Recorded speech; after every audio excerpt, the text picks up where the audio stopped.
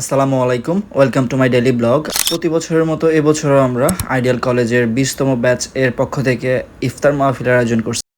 সেটা প্লেস ঠিক করার জন্য আমরা চলে আসি ফরচুন স্কয়ারের 10th ফ্লোরে হার্শ রেস্টুরেন্টে।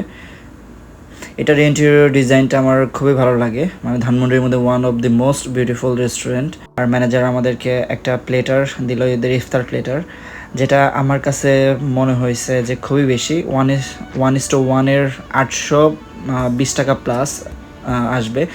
আর প্লেস অনুযায়ী এখানে আমার দামটা একটু বেশি মনে হয়েছে, যেহেতু এখানে আমরা সবাই সম্মিলিতভাবে একটা গেট টুগেদার পার্টি করতেছি।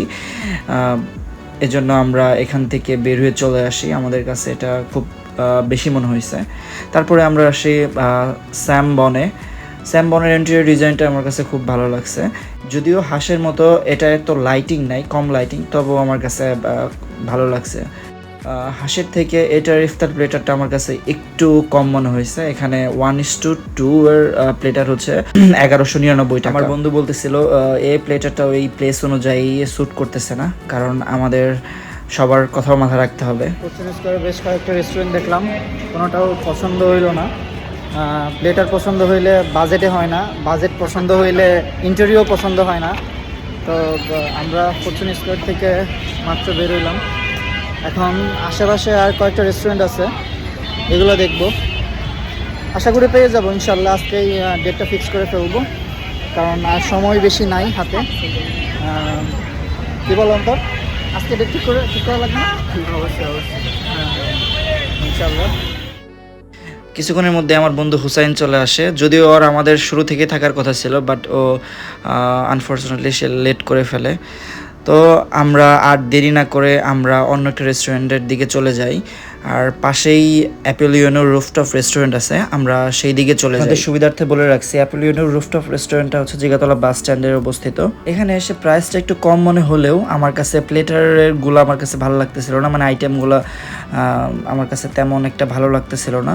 যদিও এর রুফটপ প্লাস হচ্ছে ইনডোরের প্লেসটা আমার কাছে অ্যাভারেজ মনে হয়েছে, তবে আমার খাবারের মেনুটা আমার পছন্দ হয় নাই, যে জন্য আমরা এটা থেকে চলে আসি। তারপর আমরা চলে আসি ধানমন্ডি 19 নম্বরে রুফটপ শহীদ থ্রি রেস্টুরেন্টে।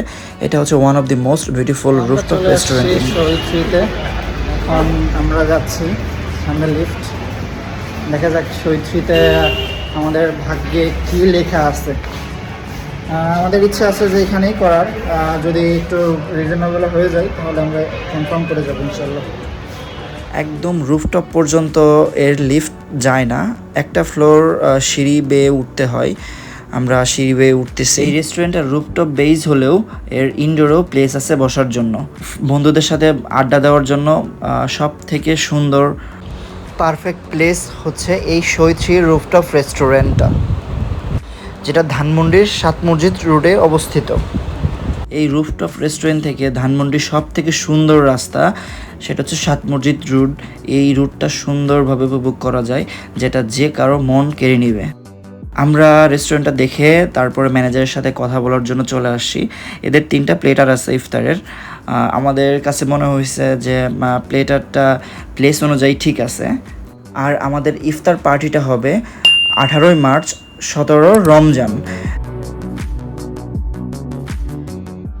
আমার কাছে সবগুলো প্লেটারই ভালো লাগছে, তো আমরা এখান থেকে 3 নাম্বার প্লেটারটা সিলেক্ট করে দিয়ে আসি, যেটা সবারই পছন্দ ছিল।